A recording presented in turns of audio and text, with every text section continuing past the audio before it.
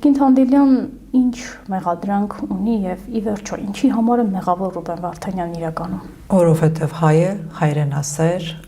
հայասեր, հայկականության պաշտպան ամբողջ աշխարհում ընդ որում։ Եվ ահա դրանում է նրա միակ մեղքը։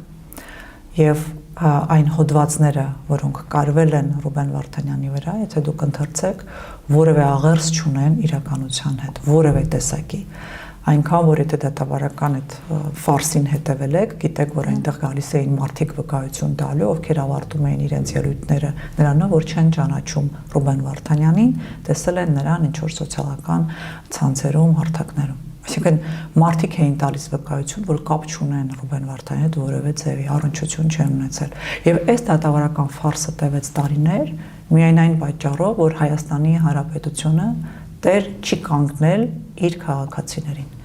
Ես սա ցավով եմ ասում, որովհետև դուք եք Հայաստանի Հանրապետության քաղաքացի, ես էլ, եւ եթե որևէ մեկիս հետ որևէ բան պատահի, միայն այն պատճառով, որ դուք ուղղակի գնացել եք Արցախ, իսկ նաև ես եմ գնացել, վստահ եմ, երևի թե նաև դուք, ես այնտեղ աշխատել եմ, եւ այդ նույն սեպարատիստական ռեժիմ, ինչպես ներկայացնում է Ադրբեջանը մեր հայրենակիցներին, վերագրելի է բոլորիս, ովքեր որ ըստ իրենց ապօրինի հատել են Ադրբեջանի սահմանը։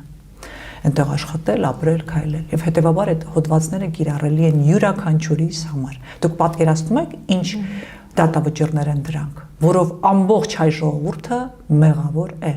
Միայն նրա համար, որ պաշտպանել է իր ծննդավայրում խաղաղ եւ հանգիստ ապրելու իրավունքը։